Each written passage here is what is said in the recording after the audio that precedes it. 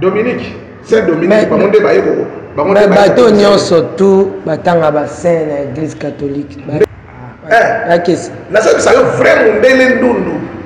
Bandundu na biso moni bazalaka awa, surtout dala ndundu abota ma place à pauvreté hein. Mais son ndundu abota mi place au mbongo ezali. So talié bo komona ya mondele. Parce que potango donc bazo ko laver po na ye, bazo bombisa bien mondele. Siko so abota mi na famille moko ya mame hein. Nde akombaka na infection omoni ke no oyo ndundu omona zo talaka na babuzoba. C'est quoi donc nous nous avons semence moko ya parere et pas tout monde.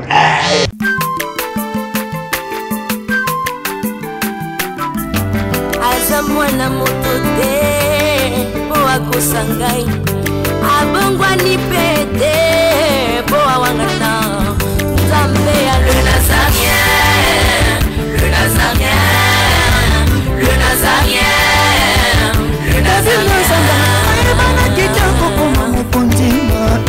atako bapakolaki mafuta na mosakolima lelo ya yo bolingo ebatelile Nazareth lipamboli oyo emonanaka tempeni mamaka ndelobi kolapie mapapu masope mafuta tokokisitana elongo na Nzambe oyo babenga na makomi.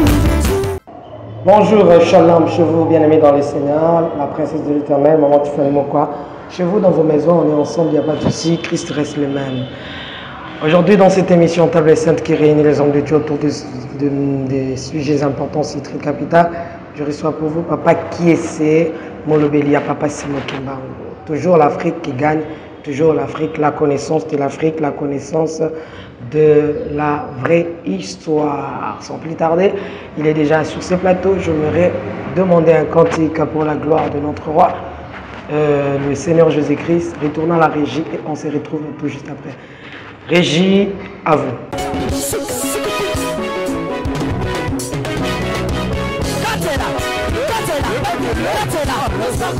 Allez,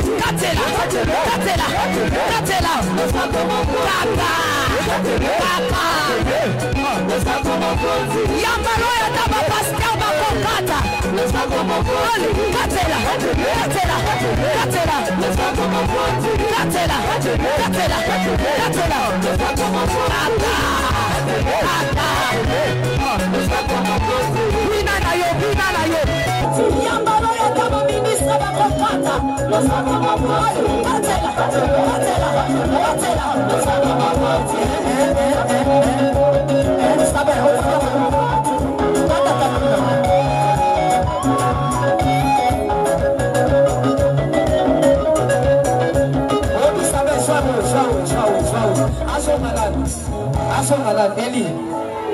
Okay, toca rolando.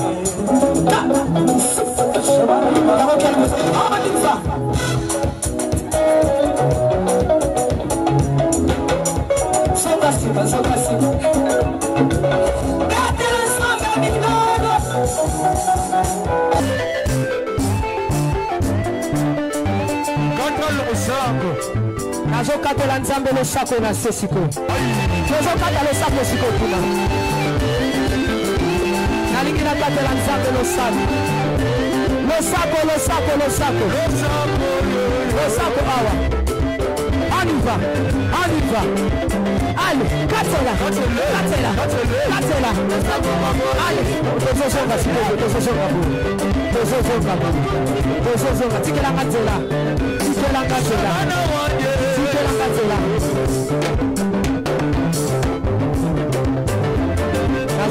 S'il vous plaît,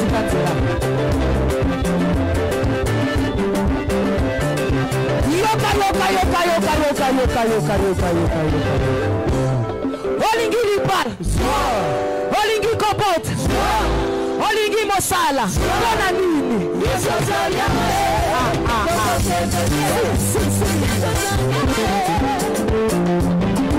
De retour sur ce plateau avec Papa Kiese. Ce cantique a fait plaisir énorme à Chel Dangoma, au Kappa, à mon fils, à mon Hervé, que Dieu te bénisse. particulièrement maintenant à Papa Guy Labala. Ça, c'est la famille, elle est sacrée. Hein? La famille est sacrée. Maman Lauriane, ma fille chérie, que Dieu te bénisse. La princesse Tiffany Labala, la princesse TL. Moi, c'est TM. Elle, c'est TL. Que Dieu la bénisse. Tu le sais, tu es la seule sœur que le Seigneur m'a donnée. Nekap depuis les Issa, maman Betty Kokele, maman Myriam depuis la France. Que Dieu te bénisse. Sans plus tarder, hein, la prophétesse Myriam, que Dieu te bénisse. Église évangélique cité Bethel. Papa Kesse, Mbote. Mbote maman. Je l'ose à Cana, né, hein? Nega noir, je sais pas noir. Hein? Je sais pas noir. Ka Kesse oui là qui noir on a nan. Na le biki yozam wa pembe. Tu sais pas noir qu'on a latiné noir. Donc tu vas pas noir.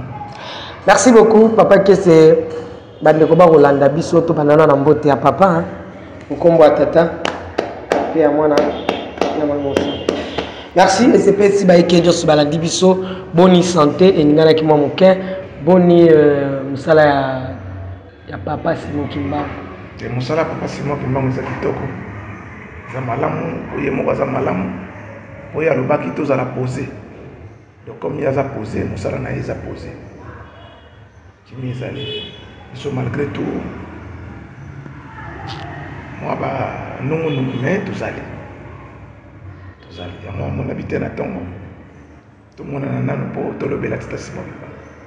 Merci papa na minute azawa batwa ba Kinshasa Nkamba Braza na minute papa za Nkamba papa za Nkamba na minute za Nkamba.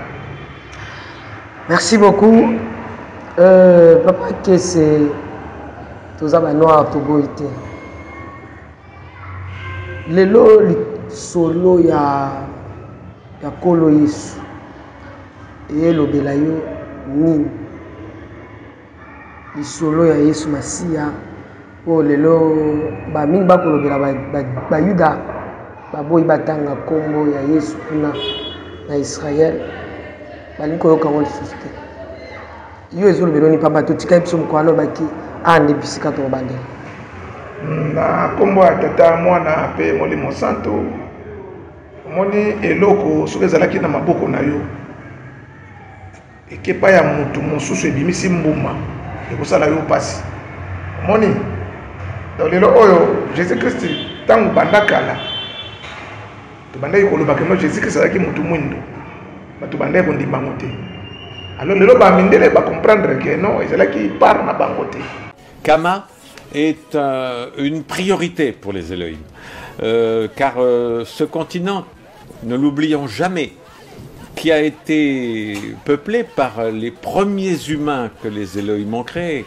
Adam et Ève étaient noirs, je l'ai dit, je le répète, parce qu'on a tendance à l'oublier. Alors, ensuite, comme vous le savez, et c'est pour ça que j'ai récemment nommé deux éminents professeurs guides honoraires de l'humanité, la civilisation africaine était florissante, était merveilleuse, quand les Européens vivaient encore dans des huttes, étaient extrêmement primitifs, ne connaissaient ni l'astronomie, ni la philosophie, absolument rien. Et alors qu'en Afrique, c'était déjà extrêmement développé. Et puis, c'est monté, puisque, comme le disent ces deux éminents professeurs, l'Afrique des pharaons que les Européens ont blanchi tout d'un coup parce que ça leur déplaisait, qu'il y a eu des civilisations avancées qui étaient noires. Ça, c'était insupportable, parce que sinon, ça ne pouvait pas cadrer avec la colonisation et avec l'esclavage. On ne colonise pas des gens qui sont plus avancés que vous. On colonise des gens qui sont un peu des singes, un peu en arrière, un peu... et on esclavagise aussi des gens comme ça, mais pas des gens qui sont plus en avance que vous. De la même façon qu'un des généraux de Napoléon, quand il est arrivé en Chine, quand il est arrivé, ils ont colonisé toute l'Asie, évidemment, l'Inde, puis la Chine, quand ils sont arrivés à Pékin, le français persuadé de sa supériorité, comme ils le sont toujours, à Versailles, le plus beau palais du monde. Il arrive et il voit le palais d'été de l'empereur de Chine, qui fait ressembler le Versailles à une niche à chien, parce que c'est tout petit à côté du palais d'été. Et non seulement extérieurement, mais la beauté, la culture, le raffinement, les écrits, tout ce qui est dedans est tellement plus beau que la culture française, qu'il est en colère et qui fait brûler le palais d'été de l'empereur de Chine, qui va brûler pendant des mois tellement il est grand, parce qu'il ne supporte pas. Ils ne peuvent pas coloniser un pays dont la culture est plus belle que la leur. C'est la même chose en Afrique. Vous savez que, comme ces deux professeurs l'ont dit, la civilisation grecque, parce que ça c'est le mythe de la civilisation grecque qui a donné la plus belle civilisation du monde. Pas du tout. Il y avait parmi les Grecs des Noirs aussi. Et maintenant, et ces deux professeurs commencent à le dire. Tout vient de vous. Tout vient de vous. Alors, il faut arrêter, et les Raéliens sont particulièrement responsables d'enlever ce complexe d'infériorité qu'il y a chez les Noirs, de se dire « Ah oui, mais les Blancs ont tout inventé ». C'est pas vrai, c'est faux. Vous avez tout inventé. Les Elohim sont avec vous dans ce combat qui est un combat très long. Vous travaillez pour vos enfants et vos petits-enfants, mais il faut le faire. Parce que de la même façon que vous devez, par respect pour vos arrière-arrière-grands-parents qui ont été massacrés et esclavagisés, abandonner les religions occidentales, la langue occidentale. Je vous parle en français, j'espère que dans le futur, je pourrai vous parler en anglais. Pourquoi ? Parce qu'il faut rejeter la langue française. La langue française, c'est encore un instrument de la francophonie, la francophilie. C'est un instrument pour vous conserver en infériorité. Il faudrait que toutes les écoles des anciennes colonies françaises apprennent l'anglais, qui est la langue internationale de facto, de fait. Et puis, par respect pour vos ancêtres, comme l'a très bien écrit Uriel dans son livre, un noir chrétien est un traître à la mémoire de ses ancêtres. Il faut vraiment que vous preniez conscience de ces chaînes mentales. Mao Tse-tung l'avait dit, une vraie révolution est d'abord culturelle. Il faut que cette révolution culturelle se passe dans votre tête. Vous êtes des descendants de civilisations très anciennes, beaucoup plus riches et beaucoup plus anciennes que les civilisations blanches. Vous avez tout en vous. Vous vivez sur un continent où il y a toutes les richesses. Vous avez des génies en herbe et adultes. Ces deux professeurs en sont des exemples. Vous avez les plus belles femmes du monde. J'en vois qui sont ici assises au premier rang. Vous avez tout. Alors, redressez-vous, peuple de Kama. Faites plaisir aux Elohim. Devenez réellement indépendant. Je vais vous expliquer quelque chose d'extraordinaire. En hébreu, le mot noir se dit kushi. Alors bien sûr, vous ne connaissez pas l'hébreu, mais faites-moi confiance. Le mot kushi s'écrit en hébreu Kaf Vav Shin Yud. Kaf Vav, vous savez qu'en hébreu, chaque lettre a une valeur numérique. Ce qui nous permet de pouvoir faire des correspondances entre des mots différents s'ils ont la même valeur numérique. C'est un des génies de l'hébreu, de pouvoir expliquer le sens d'un mot par rapport à un autre mot qui a la même valeur numérique. Alors, les deux premières lettres du mot kushi, qui veut dire noir en hébreu, c'est Kaf Vav, qui a pour valeur numérique 26. 26 est la valeur numérique du nom de Dieu. Le nom de Dieu tel qu'il ne se prononce pas, parce qu'on attend la délivrance pour le prononcer véritablement, c'est un Yud, un Vav, un Yud, un He, un Vav et un He. Et ce nom de Dieu qui figure dans toute la Torah en hébreu a pour valeur numérique 26. Après vous avez Kou, donc Kaf Vav, le nom de Dieu, le véritable nom de Dieu, le véritable nom de Dieu dans le mot, donc qui fait allusion aux Africains, aux Noirs. Et après, vous avez Shin Yud, qui veut dire Yesh. Ça veut dire que Kushi, signifie Yesh Hashem, il y a Dieu. Ça veut dire que dans l'africain se trouve Dieu. C'est absolument incroyable. Dans les peuples africains se trouve le Dieu authentique qui a pour nom Yudke Vavke. Incroyable. Ça veut dire que caché à l'intérieur des peuples africains se trouve le véritable Dieu.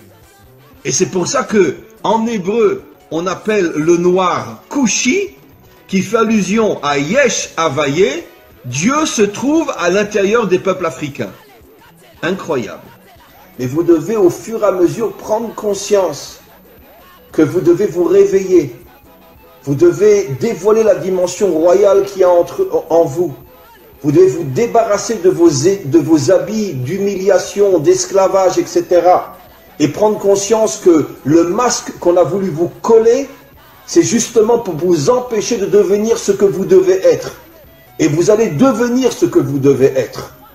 Mais pour ça, encore une fois, il faut vous renforcer sur le plan spirituel, sur le plan moral, et petit à petit sur le plan des actions aussi. Il est grand temps, et je sais que ça se fera un jour, où les peuples africains se révolteront contre toute la dictature blanche qui exploite toutes les richesses des Africains. Et encore une fois, j'oserais presque dire, et je le dis avec la plus grande sincérité, soyez fiers d'être noirs. Soyez fiers d'avoir la couleur que vous avez. Parce que cette couleur qui est inscrite sur votre peau témoigne du fait que vous avez été choisi par le maître du monde pour dévoiler sa royauté dans le monde, comme je l'ai expliqué, puisque le noir est la couleur de la royauté d'Hachem. Donc, arrêtez d'être meurtri ou d'être humilié par tous ces racistes qui vous considèrent comme je ne sais quoi, comme ils considèrent les juifs d'ailleurs, et dites-vous, c'est le contraire. C'est justement parce que je suis un roi que tu veux faire de moi un esclave. Mais un jour viendra où vous comprendrez, vous les autres peuples, quelle est notre mission, quelle est notre grandeur, quelle est notre force. Et un jour viendra, on réussira tous ensemble, avec l'aide du Maître du monde, à dévoiler sa royauté sur terre. Be'ezrat Hashem, c'est-à-dire en hébreu, avec l'aide du Maître du monde. Les plus grandes guerres, les plus grands massacres, dans toute l'histoire humaine, c'est le monde occidental. Pas le monde occidental uniquement moderne, bien que le monde occidental moderne, entre la Première Guerre mondiale et la Deuxième Guerre mondiale, sont morts 70 millions de personnes. En 40 ans, 70 millions. Pas en 40 ans de guerre, mais il y a eu la Première Guerre mondiale qui a duré 4 ans, la Deuxième Guerre mondiale qui a duré 4-5 ans. Entre les deux, il y a eu à peu près 20 ans, donc en 30 ans, 70 millions de morts. En deux guerres qui à elles deux, ont duré 8-9 ans. 70 millions de morts, sans compter tout ce qui s'est passé avant. Les croisades, l'Inquisition, la guerre de 100 ans, etc. Donc ce sont vraiment des gens qui vivent, comme on l'a vu précisément dans la paracha de la semaine dernière. Yitzhak, quand il bénit Esav, il lui dit, tu vivras, Bechar Becha Tirié, tu vivras avec ton épée à la main. L'Occident, c'est un peuple guerrier. D'ailleurs, j'expliquerai ce soir dans un autre cours qui sera aussi sur mon site, qu'en vérité, c'est la raison pour laquelle le monde occidental a adopté la religion chrétienne qui ne parle que d'amour et de bonté, pour se créer une vitrine et cacher son véritable caractère. Parce que justement, le monde occidental est tellement violent, il est tellement assassin et meurtrier, qu'ils ont eu besoin de se créer une religion qui va nous faire croire tout le contraire de ce qu'ils sont véritablement sur le terrain. Bien sûr, je ne parle pas de tel ou tel citoyen, je parle des dirigeants et je parle malheureusement des peuples qui sont exploités et qui sont soumis et qui sont obligés de suivre leurs dirigeants. Mais quoi qu'il en soit, le monde occidental s'est attaqué comme jamais personne au peuple noir, parce qu'il semblerait que dans le subconscient ou même dans le conscient des dirigeants occidentaux, ils savaient que le peuple noir avait une mission qui allait mettre fin à toutes les dictatures et à tout le mal qu'il y a dans le monde, à toute cette corruption qu'il y a dans le monde, et c'est la raison pour laquelle ils ont tout fait pour les transformer en esclaves. Comme l'expliquent nos maîtres, quand tu veux savoir quelle est la mission d'un homme, regarde le mal qu'on lui fait. Si un homme est transformé en esclave, ça veut dire qu'il a une nature de roi. Et pourquoi on le transforme en esclave? Pour l'éloigner au maximum de sa mission d'être un roi, ou de dévoiler la royauté d'Hachem. Maintenant, figurez-vous, mes amis, que depuis des millénaires, nos maîtres nous expliquent que chaque attribut divin, chaque sphira, en hébreu sphira, en français attribut divin, c'est-à-dire une qualité divine, là on parle de la malchout, chaque qualité a une couleur. Et figurez-vous, quelle est la couleur de la malchout? Noir. La couleur de la malchout, c'est le noir. C'est absolument incroyable. La couleur qui définit la malchout, la royauté, c'est-à-dire le dévoilement de la royauté d'Hachem dans ce monde, c'est le noir. Vous comprenez, mes amis, quel est le lien entre la mission d'Israël et les peuples africains? Comment se fait-il que les peuples africains sont noirs? Comment se fait-il que la première épouse de Moshe était une africaine? Que la préférée de toutes les épouses du roi Salomon était une africaine? Comment se fait-il qu'Israël a reçu pour mission de dévoiler la royauté d'Hachem dans ce monde et qu'il y a sur terre la couleur noire? Et nos maîtres affirment depuis des millénaires que la couleur noire est l'emblème de la royauté d'Hachem. Eh bien, mes amis, vous comprenez quelque chose d'absolument incroyable. Que les peuples noirs, eux aussi, comme Israël, sont en première ligne du dévoilement futur d'Hachem en tant que dirigeant de ce monde. Mi chamocha ba'elim Hachem, qui est aussi grand que toi, Dieu du monde? C'est lui qui a dit ce verset-là. C'est-à-dire, c'est lui qui a reconnu la grandeur de Dieu. Et nos maîtres nous disent que cela fait allusion à la délivrance finale, où toutes les nations reviendront vers Dieu et diront « Qui est puissant comme toi, maître du monde ?» Mais moi, ce que je rajoute, c'est qui a dit ça? Qui est le modèle de la délivrance finale au niveau des nations? C'est Pharaon. Et nos maîtres nous disent Pharaon était un Africain, un Noir. Ça veut dire que la Torah nous révèle il y a des millénaires que le modèle, que le phare du retour des nations à Dieu, le Dieu authentique, ce sera un Africain ou les Africains et non les Blancs, non les Occidentaux. Après, tout le monde suivra, les Asiatiques, les Occidentaux, tout le monde suivra. Mais c'est Pharaon qui a dit « Qui est comme toi, Dieu, créateur du monde ?» C'est pourquoi, c'est bon pouvoir et que des sika mosusu place oyo ko botela yango mbuma yango moni elongo kikuna eyaki awa tellement so bango balobi biso to botanga komba Jésus Christ te bon wana za bango za donc et biso ça veut donc bango bako la décision te biso za ba congolais biso to ba noir donc biso to décision na biso ke balobi kuna bango te kuna bango wana moni wana banani balobi wana bango banani ba israélite te bana baza ba israélite te d'abord mboka eza fondé ba ko fondé la depuis colonie na bango depuis groupe wana kota wana tina 48 ba ko indépendance ça veut dire ba américain de ba sala mboka wana ba tu ba mindele ba ko déposer bango wana donc on a combo ya ba juif mais baza ba juif te donc wana baza ba ramasser. Même Jésus-Christ, de son vivant, ils ont un juif mon côté à s'opposer contre Yazalate. Ils va s'opposer contre eux, ils vont ramasser. Les étrangers, ils vont yaki na masouloa. Ils vont menacer Jésus-Christ. Ce n'est pas pour rien, surtout que dans Jean chapitre 8, 51. Jésus dit en vérité, oyo, akoyo, ka parole, oyo, libéla comme on a koufate. Vous comprenez? Mais dans 56, kuna balobi ba yuda ba juif mabanga po ba bambaye. Ba juif mabanga po ba, ça veut dire ba boye qui déjà kala. Tala la population zala qui na donc soi-disant Israël wana. Soi-disant la population wana 72 personnes kama oyo ba dibake. Mais na 72 wana dans la pese bango procédure ya kolia communion 60 ba ok, 12 Vatican. Bakendaki donc Vatican 12. Na 12 wana moko trahir Vatican 11. Mais na 11 wana na Matthieu 28 verset 16.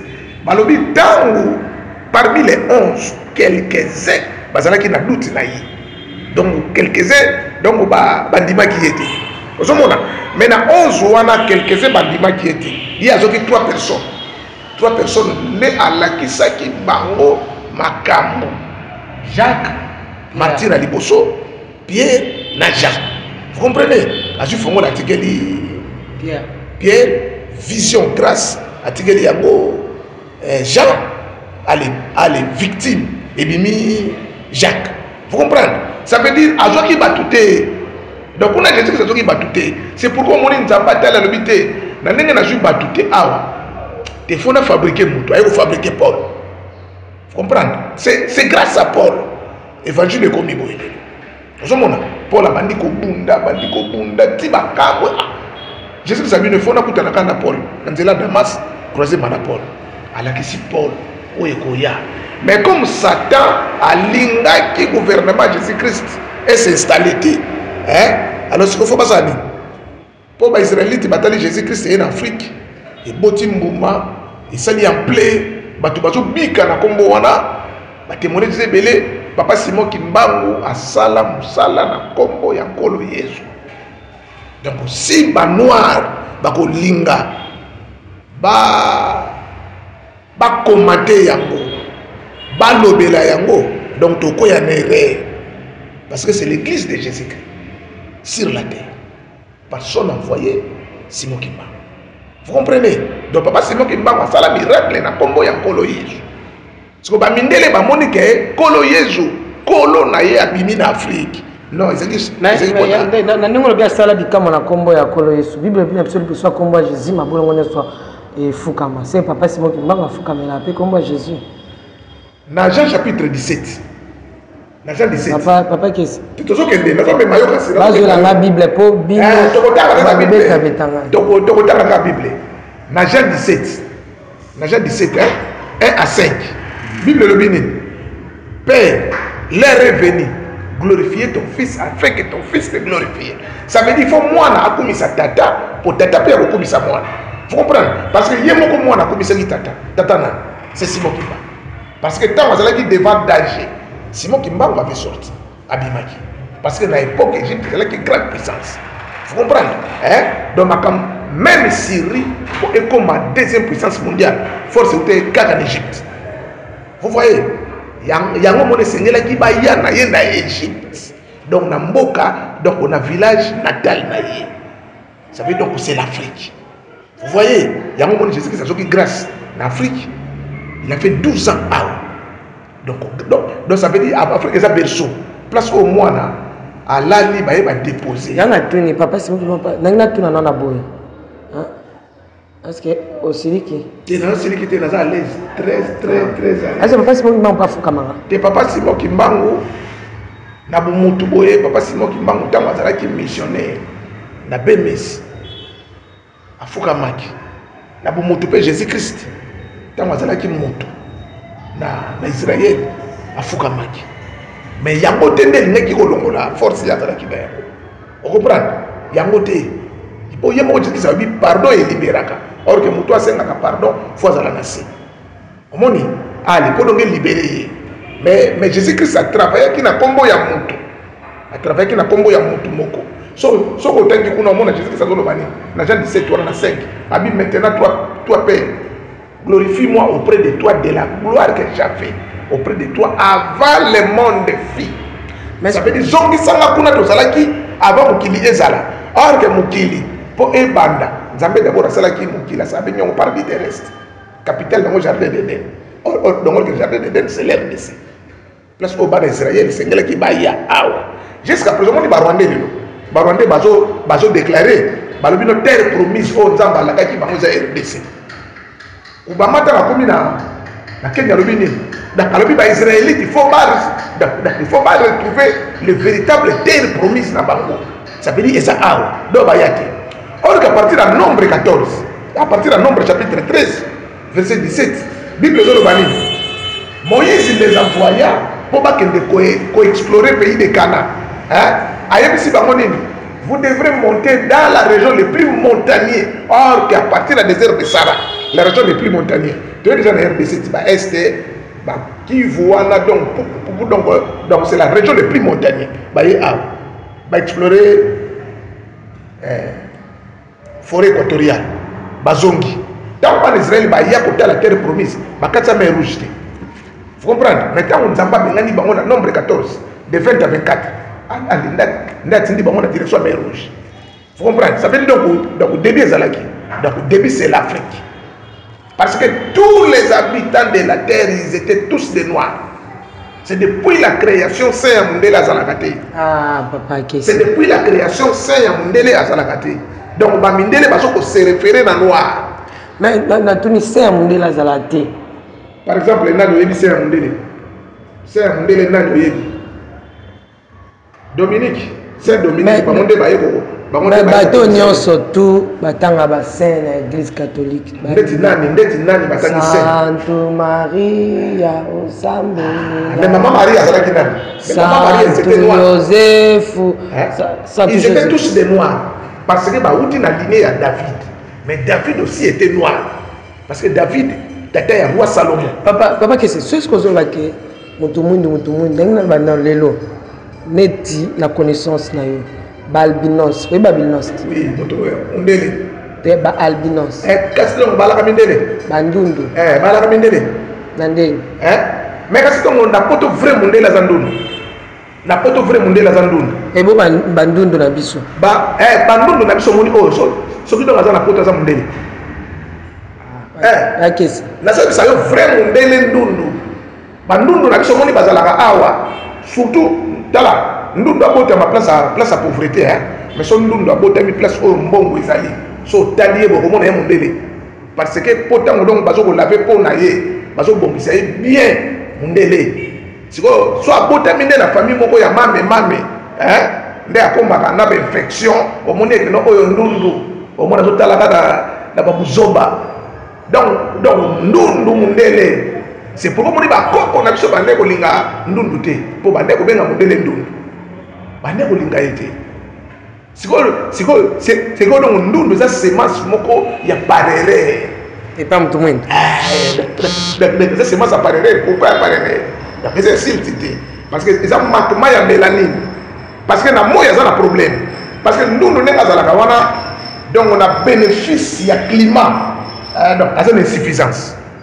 La bénéfice à climat dans l'insuffisance. Donc soit ka telemi na moi, botiki na moi, avant la journée mobimba, na pas que faut boke ni l'hôpital pour avoir malade.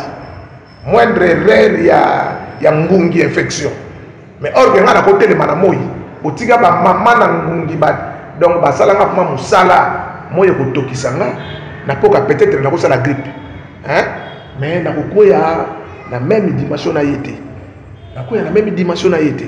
Yango moni mundele assez inférieur ya mutu mwindo parce que mutu mwindo abota maka mundele abota maka pembe mais le fait ya moi adaptation ya mélanine au monde commissaire noir mais ndundu soka botami grâce à yango pe fait na ngana tuna comment mutu abanda bota maka pembe omoteke kota pe boza se contredire bobi ke mutu nzamba sa mutu mwindo liboso mais ce qu'on est ni bébé ni tout ce bébé okata yo ndo sana so mo pa boti mwana mwindo ando sika bébé mo abimika na mo pamba mwindo mo biso to ngara bébé bota ma pembe mo pembe do bébé na pembe mo pembe suki oza posa suki za mo pete so suki za ba crépi boye na bo bébé isimba to mo pete bo ko sa côté mo la place mo boye na ngina me mo na raisonnement mo boye o mo ni soko jui eloko o eze étouffé eloko eze étouffé et change la tête. Ça veut donc monde là c'est étouffé c'est pourquoi on a sorti t'es un tiroir. Donc eloko no sto o eza la que donc o eza la étouffé et change la forme. C'est-à-dire ça veut dire donc pour donc abala ni na moïté. Abala ni na moïté. So donc ay tango donc akoya ko bala na moï. Pour comprendre les vraies races là. Vous comprenez? Pour comprendre que no oyo azala ki moï. Parce que biso toza ba noir mais pas précisément noir. Toza bronze. Vous comprenez? Toza bronze parce que jusqu'à présent si lelo oyo tozolobela oyo adaptation ya mokili donc tant bazoloba adaptation ya mokili za mondele mais mutu mwindu aza d'origine ya création parce que tant balobi nzambe asali balobi nzambe balobi faisons l'homme à notre image. Vous comprenez?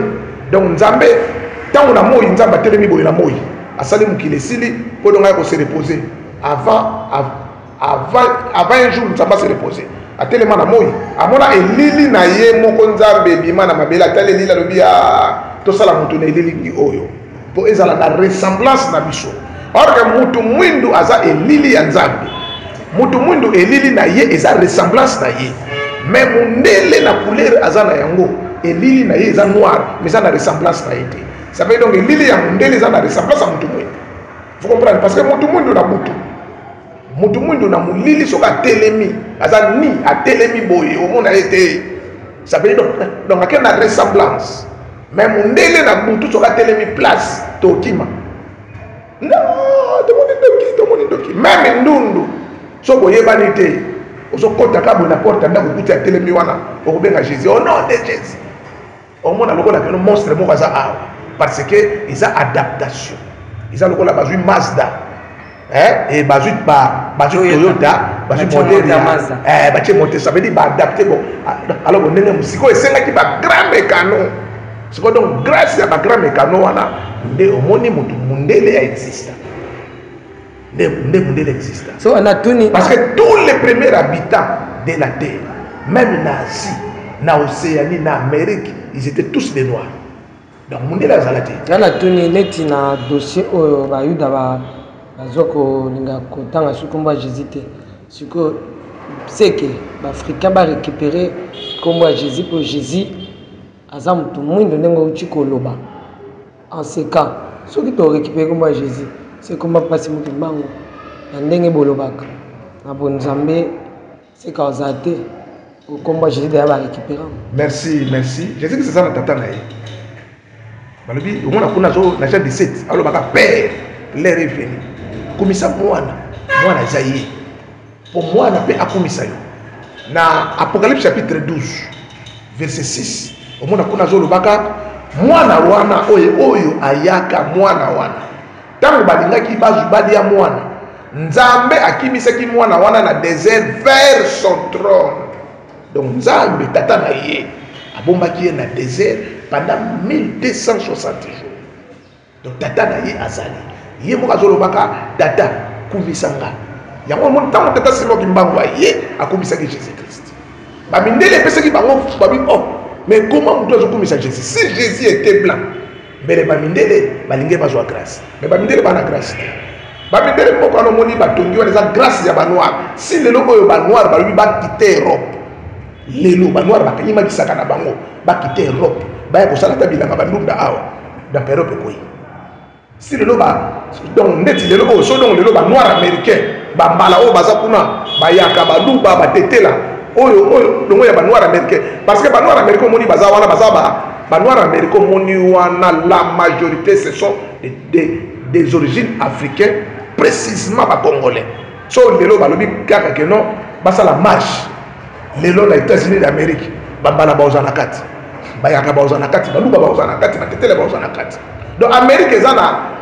ezana mosodi donc ezana tato plutôt ndenge vivaka wana ça veut dire eza lokola na opesa exemple moko soki toke baboyi donc la majorité ya baboyi nyonso moni oyo lelo bazana RDC baboyi hein ndeti na Kinshasa la majorité baboyi nyonso baza bayaka la majorité bato mona ba pusaka pusu bato moni baselaka bato na bandako bato moni batekaka babude babilo kono la majorité baza bayaka siko bayaka wana basala na bandako ya baluba bayebi secret ya baluba basala na bandako ya baswahili bayebi secret ya baswahili no baswahili baliaka boye baswahili balala ka boye bayebi secret ya batetela siko donc soki balingi basala bango mabe bako se réunir place moko bako vanda babita comme yebi secret ya baswahili baliaka ne yote baliaka dongo jo eloko kecha na dongo yebi batetela ça veut donc baswahili donc bayaka wana baza na secret ya batu nyonso tout oyo bakifaka awa.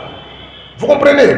Alors, donc, bon, net mutu mwindu azali, mutu mwindu azana secret ya mokili mobimba oyo, parce que mutu mwindu asane pas ya mundele, ayebi secret ya mundele. Mais mundele asane pas ya mutu mwindu te la majorité. Vous comprenez? Et ça ya moko moko, ya moko moko. Donc mutu mwindu azana cerveau majeur, il raisonne beaucoup, mais asane la mwe le côté.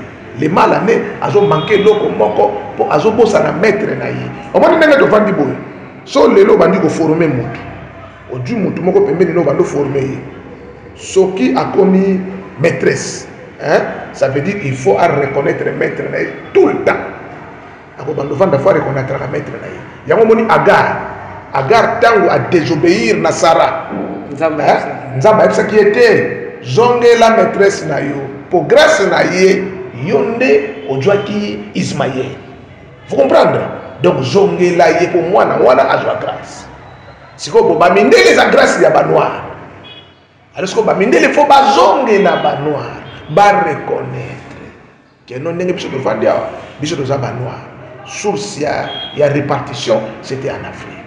Même Jérusalem, les premiers habitants de Jérusalem, ils étaient tous des noirs. Babengi bango ba yebouchi. Or que ba yebouchi wana baza ba descendant ya bana ya Kana. Vous comprenez? Baza ba descendant ya bana ya Kana. Siko mboka ya grâce, ezalaki célèbre. Vous comprenez? Place Melchizedek, ayaki okutana na Nzambe na célèbre. Or que ancien pays ya Ghana vers 780 à l'an 800, hein, c'était Kumbi Salem. Vous comprenez? Donc ezalaki mboka ya ba noir. Donc ba noir nde amoni Bible ozo Bible bi mission hein tout le monde va na couverture rouge mais important c'est ça la rouge té important c'est ça la papier wana ya pembe précisément l'écriture en noir. Vous comprenez? L'écriture est en noir. Donc noir nde makambo. Noir nde. Bon papa que c'est toujours na combo à Jésus. Ndenge balobi mabolo nyonso balobi te Bible soit combo à Jésus milimo mabe ko bima mabolo nyonso ko fukama nous connaissons ko tatula mais aujourd'hui nous voyons que papa Simon Nzambe mais est-ce que lelo bato ba Rolanda yo ba pasteur pe baza ba Rolanda lelo voyez prouver que Jésus papa Simon Nzambe ba kokanité ba kokanité parce que comme Jésus dans l'église ba démon ba okima il m'a besoin kende même à na butu so ntalali no ambiance ntunyo na assemblée la tête c'est quand ba yo fini kingo abela kaka Jésus a surtout kaka dans zaku te à réfléchir dans notre inconscience a pongi ba Dieu te ka Jésus pe au moins la kaji pe si mi amo ekota est-ce que papa Simon il m'a pas voilà la oh comment papa Simon eh on va te non kilo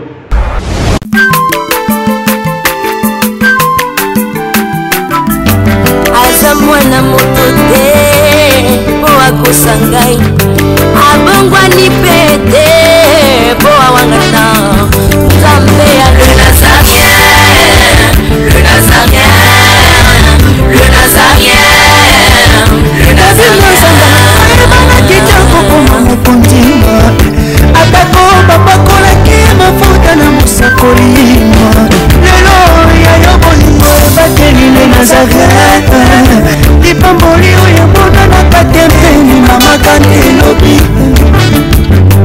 kolaki mapapu masopi mafuta tokokisitana elongo na Nzambe oyo babenga na makomi tena sisi toza agité toza kimia te toza kimia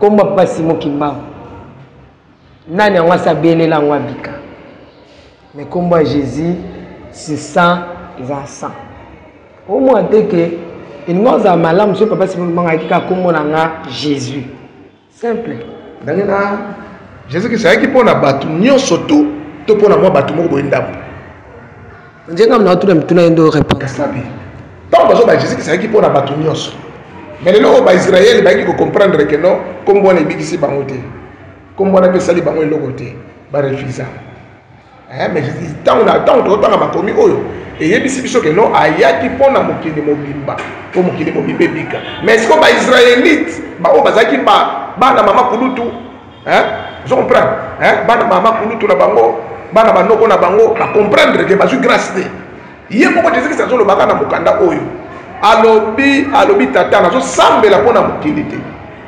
nazosambela mpona bato moko oyo opesaki nga ayebi tata ça veut dire donc il y avait donc bazoloba forme Or, donc, il y a forme, il y a aussi la fond. Donc, Jésus qui c'était forme, mais fond est allé. Donc, fond, voilà, c'est la supériorité à Jésus-Christ. Fond. Parce que, donc, pour nous, tout le monde, tout le monde, pour nous, donc, tout le monde, allez. Donc, il y a un koloba na kusala. Comment na kudala. Ça veut dire, donc, comme Jésus-Christ a se formé, donc, il y a aussi la forme. Donc, forme, et forme de Jésus-Christ. Ce qui est dans Genèse chapitre 1, verset 1 jusqu'à 5. En bref, on a dit, alors, Dieu dit que la lumière soit et la lumière fait. Donc, si on a Jean chapitre 1, dans Jean chapitre 1, verset 1 à 5, donc jusqu'à 4, alors pour commencer à mettre la parole fait chair. Mais dans la parole était la lumière du monde. Jésus ça dit, dès que je suis dans le monde, je suis la lumière du monde. Mais toujours dans la Genèse, Dieu fit créer les deux grands luminaires. Mais dans 4, Dieu dit que la lumière soit et la lumière fit. La lumière fit, c'est Jésus-Christ. Donc, dans Proverbe chapitre 8, 22. Alors, Dieu m'a créé le premier œuvre. Avant les œuvres les plus sensées, j'ai été là. Sur le Proverbe chapitre 8, 22, 39. J'ai été toujours près de lui. Lui, ça veut dire le fond, le supérieur en lui. Le fond. C'est comme Jésus-Christ, dans Matthieu chapitre 6. Donc, notre Père qui est au ciel, que ton nom soit sanctifié. Ça veut dire que vous êtes na tata na kombo na ngai. Pour comprendre que talaka ndeti to vandi awa ngato zana yo soto bimi boy. Maman na so anda o la secret. Mais na so ngele mbango na pse no mama. Mère alobi pesa ngai secret ona mi mera opesati. A opesa pona tangi kombo na yo. Mais ngamo tu na ye. Siko tangu ya kozala témoignage ya baba non na mona ki papa qui est ayaki na kombo na yo. Ça veut dire que Jésus-Christ a yaki na kombo ya Nzambe. Si on Nzambe est un nom commun, mais Dieu a propre son nom. Parce que si Moïse a dit, mais bakotu nangai nani. Il y a bien bango, celui qui s'appela Jésus abi. Moïse abi va comprendre mais Jean chapitre 3. Abi va comprendre si Nzambe a yeko se référer mais abobi kombo na ye. Abi Dieu d'Abraham, Isaac et Jacob. A se référer. Ayebi si Jacob ngana zo pambola yo. Yo ngana pamboli yo kaka. Mais Jacob a tout nié. Mais il y a mis ça comme on a dit. Abisiété, on a la pamboli au kaka. Mais Jésus que ça lobby papa. Et ça batu oyo. Bateau tinda ki na te ya makamuro na te. Mais bateau ba yebi véritable. Le nom combo na yo le véritable. Mais combo ya Nzambe et déjà combo te. Combo ya Nzambe ça non commun. Ils ont tata, maman, yaya, président, tout consonne, Mukili. Mais le véritable combo ya Nzambe. Nzambe na combo na yemoko. C'est pourquoi ils ont la manne cachée c'est depuis longtemps. Jusqu'à ce que à lobby à kotonga mboka ya sika na Apocalypse chapitre 21. À lobby na kotonga mboka ya sika na mone Jérusalem ekitaki. Nzambe na batu na ye bakitaki. Mais batu na ye alatisaki bango bilongi donc na kombo na ye donc batu wana na kombo na ye mais na lingomba ya Jésus-Christ. Vous comprendrez batu wana ils étaient des kimbangistes mais l'église c'est à Jésus-Christ. Donc biso ne tosambela la l'église kimbangiste c'est les donc ne donc te l'église kimbangiste non ce n'est pas l'église kimbangiste mais c'est l'église de Jésus-Christ. Mais batu nde bazaya Simon Kimba ya papa Simon Kimba. On comprend. Il y a l'église. On dirait que musique un petit poteau hein. La question mais oui na question est simple. Maintenant so bimisi et un etozali égal à 0. Tu as répondu que déjà yo singa que non mabolo ngono so tunga na biso mais Jésus Christ yemo bafuka melaki moto. Yemo bafuka melaki moto. Parce que na tenga na otuna yo comme Jésus ndenge ebimisa ba démon. Ba délivrance na bakumba ba Jésus yem ça va démon kaola zwa kimia papa kasi batupe bakendaki pe ba yanganga est-ce que cause ya kimia na kombo do ya izwara milima mabepe bimi est-ce que cause ya kimia nazana kimia est-ce que okade ya mutasali deli atana ko manganga bele mo alobi yo kate papa bele bangaka pe bazo bikisa na alobi te yo kate ah oui zwa kimia nazana kimia osana te moi que au moins que banjo toka te nazo toka tala kaka donc toute la vérité n'est pas bonne. Monto babiki sagabe azala Belzébuth azala magicien azala ndoki je m'en fous. Mais sauf que abisinga na bot na bika na kende na suka sambeli na biki. Donc comme moi Jésus ezala ya nganga ya nini je m'en fous. Ndina otono est-ce que so yoka mutu. Ya abikena ne azabwela no sambela mnabika na komba kimbango ibele de moi qui ibele plaisir à plaisir. Pourquoi comment on a ça yo pourquoi plaisir parce que ça makambo oyo wane ko makamo botolika te moni eza ndengeza biloko to pre eza biloko biso omoni bible oyo batunde bayaki bato bayaki nango wana bamindele bango moko bamindele lelo ba constater que basala ki erreur na bango ça veut dire ça qui malvenu chez les noirs.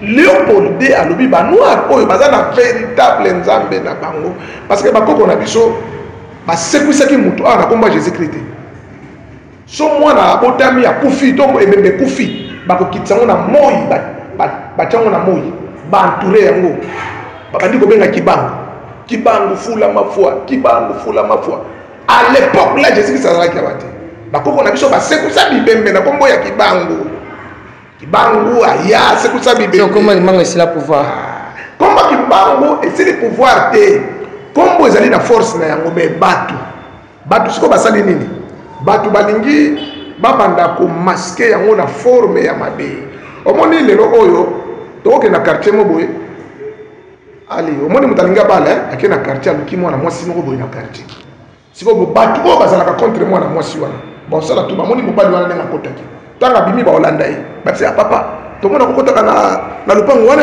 abi atenela ka petite moko na bia papa il faut que tunaka mutu mabeta on yeso ko zala pridate o mona ka mutu ayiki lobi asala ki présentation na elobi asala vous comprenez a joke information na batu siko batu ba mona ke église kimbangiste loko l'église moko ya bandoki à l'époque l'église kimbangiste soko za mutu mabe ko kota te za mutu na pité roya te pour l'esprit et bandaki ko détecter bato sur place esprit wana ici là esprit wana siko to mona ki papa na robi non ce que batiki esprit oyo ke donc c'est pourquoi moni bible tam ba mendele ba na yango pour donner orienté ba noir ba comprendre ngoti o bi lobi na zaki na université na ba étudiant moko to banda solo na bango ba étudiant bazo condamner bato batanga te mboke zo beba boyebonga na sibango te bino bozo comprendre te toza na université awa mutatika ki yango Gilon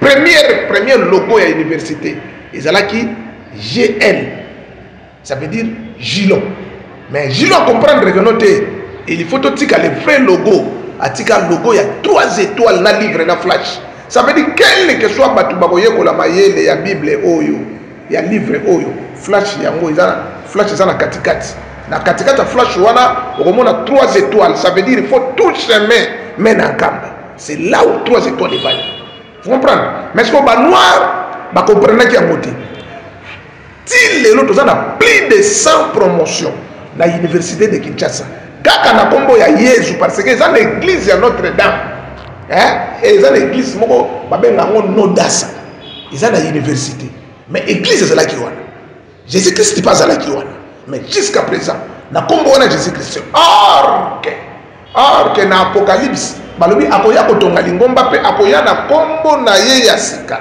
donc kombo wana ya sika yango nde ekosala makambo donc kombo wana ya kala ndeti kombo ya Jésus kombo ya Jésus tout le monde est Jésus Christ tout le monde est Jésus parce que eza ko wendre moto donc so ba poni moto par exemple na mutualité moto yo zala président donc ba wendre il s'appelait déjà Jésus donc ba wendre non moto yo leka liboso papa nani ndeti toza lelo toza na président Fachi Beton to poni abimi président na biso ça veut dire donc to wendre il devait Jésus mais yumozu oyebiteke non écoute mon Yesu azateke mtu bomba non alobi boye mafuta bible bina sema mafuta zokuta na mtu ya comment peut Yesu te pardon comment peut Yesu te mais na zo peso véritable kombo lelo zwaki ba pesa ngala lebelo na ngala est-ce que mutako pesa mwana nga kombo te na Isaïe alobi mwana kobota makombo ne kozala Emmanuel ça veut dire donc Dieu parmi les hommes badjuf batali balobi te toyebi père na été non biso moko to pesa kombo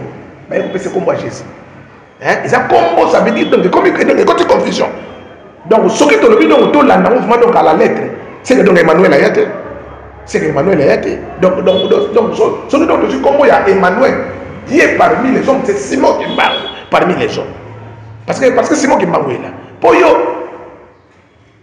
Pour donc on s'approcher là été. Oyo qui ka li solo. Et puis on ka li solo, on s'approcher. Batu nyosto bazala na Israël. À l'époque avant Jésus, après hier, comme on appelle ça la bangorie, jusqu'à présent, si Jésus-Christ a yaki pour sauver mon kili, Israël, til les lois en a dégâts. Til les lois en a dégâts. Or, a yaki pour sauver mon kili. A yaki pour alongola et loko o Jacob azwaka.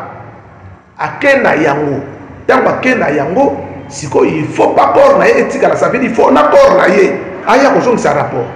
Yango moni esengela ki ase kwa po abibisa loko wana e ya awa mais soki azala ki awa so akufela ki awa linga ose kwa te po ezamboka na ye po mboka Jésus Christ yango parce que monde sur le plan géographique bandaki awa mboka na yango moni kombo wana Dieu en plein mingi na Afrique kombo wana Dieu en plein mingi na Afrique précisément na RDC Dieu en plein mingi na Afrique par rapport ya occidentaux.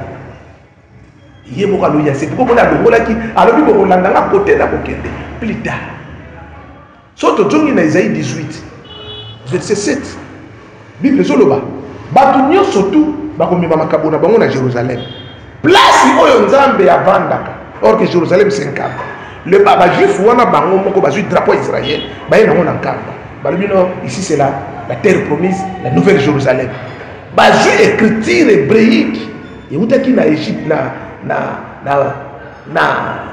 Jérusalem antique bayena yango papa de ngenda ba pesi pa ngenda sala matete na parosa matete mokomso be nga toke na matete ko kota kayo ba ko pekisa te ojouavement donc ojouva ngo photo ko filma ngo donc sala parosa matete bango moko bayena yango awa ba savant ba uti partout na monde baye awa ba consulter kamba balobi ici c'est la nouvelle Jérusalem pape Chenouda ya orthodoxe asala ki na kamba a confirmé que non, ici c'est la nouvelle départ de l'Afrique. Grand marabout, à Outa Mec, il y a 12 pouvoirs, il y a Bamar qui n'a ya awa, à vérifier à l'objet que non, c'est ici le garage de la paix. Grand marabout. Merci beaucoup, Papa Kessé. Étant chercheur, c'est l'élection de analyse.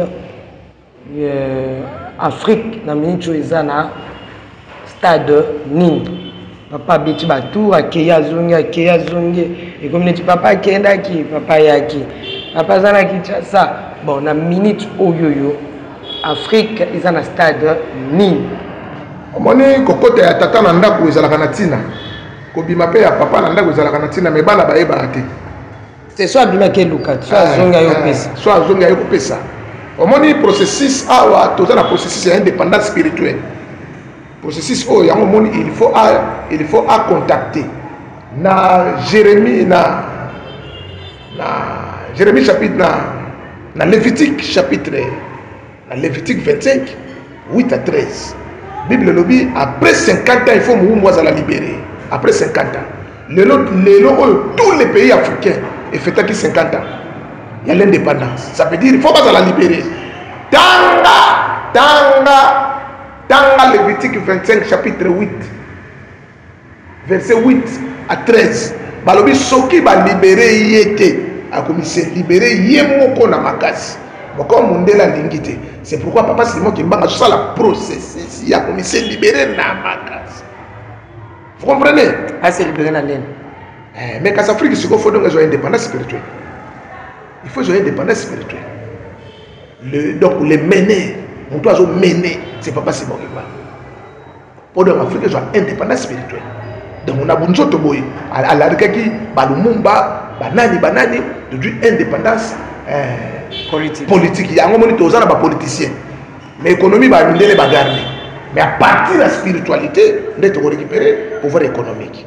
Kabila a du problème, il a mindele, dans la salle livre, il y a indépendance, dans la salle livre, il y a déclaré indépendance économique, il n'a pas mindele. À se faire campagne électorale, ça veut dire qu'il s'est libéré dans ma case.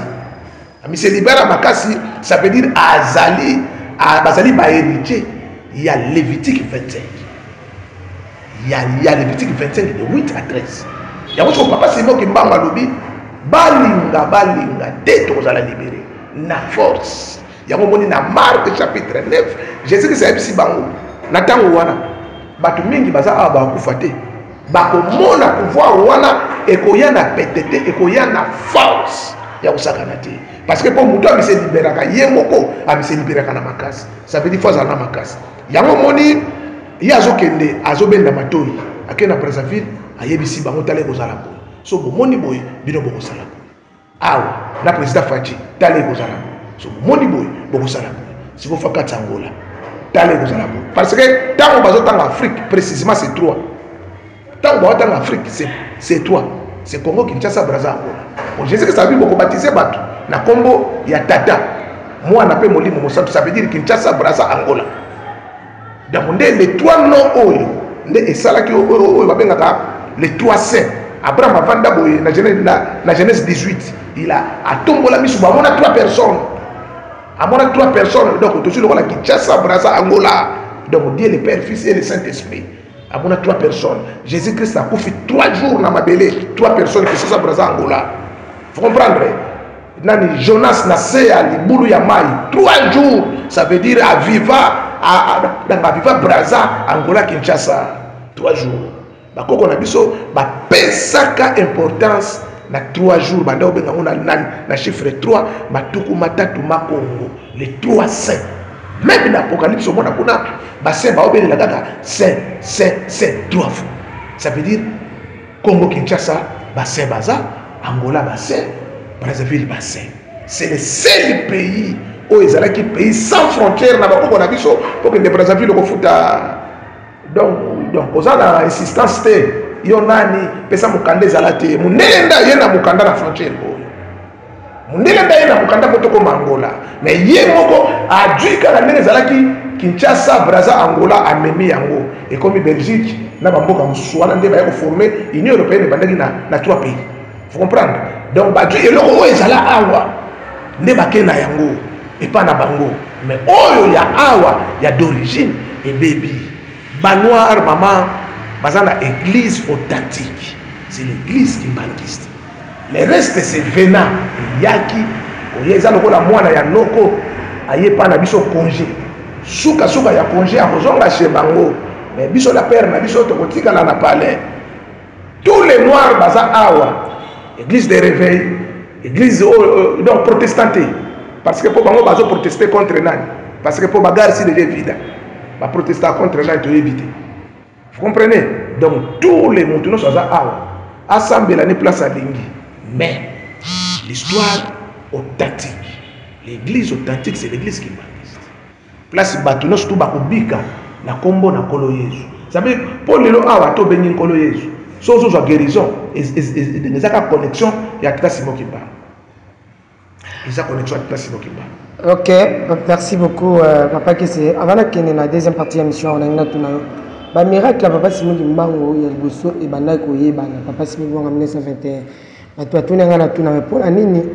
Papa Simon Kimbango Kiangani. Oh, ça va miracle. Mais, bah, bon, bango. Et Yebanati. Ce qui est un miracle à ma baie. Les a ôté, Papa Simon Kimbango à Salaki. Pourquoi ils ont bombé un miracle? On est bandé tous à la canaille. Question est vraie. Il y a importé ça quand on Bisous, c'est le vivant. Il faut prouver que papa de Bisous est un cahier. Et ça peut être. Poate Yenzambe a poni a pesi Bisous cadeau. Poate a libéré Bisous. Qui est à Senga qui est indépendance, il y a Mokil Mouabissou. Il y a un condamné à mort. Kasi lelo asi a kofi ton vie indépendance mon côté à zéro occupé bien au contraire lelo aboyo na kati na Afrique to kumi na passe surtout ba moni bisu tsana bisu zoba ba lui était Afrique cette fois-ci aïe aïe et kupanzana mais to kana kuluba nana nde to kama tabele solution yangwana to sala bele di kamboboye to kana kuluba yanguna nani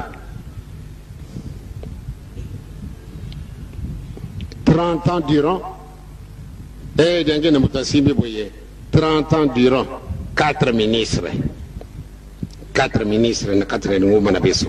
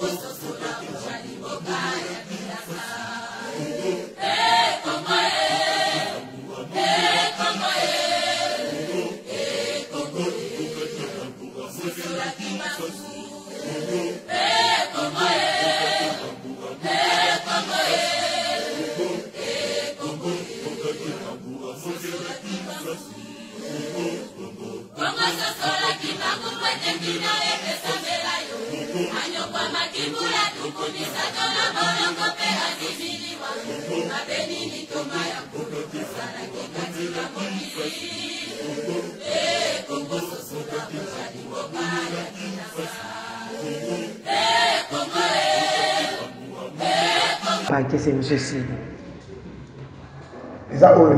Papa qui on a démontré. Non, retirez. Pardon, c'est que ma mission c'est tout ça là au 25 ans. Des questions, c'est quoi yo bomba moti. Yo bomba mo peut bimalelo. Bomba question oyo peut bimalelo. C'est pas que c'est retiré. Retiré na le loko choloba. Dès ce qu'il a retiré, ça veut dire donc on a quoi ça idéologie. Papa c'est. Et mon choqué là, ndeni to ko mission ngala choc mo. Non. Na to sala ka be mission na yo. Mo doit vrai plan.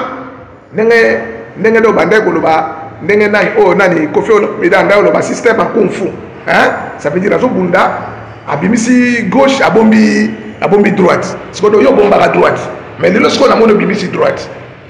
Donc on a mon ndeti do ba grande question siko nde obanda. Donc pour ndenge droite ebimi.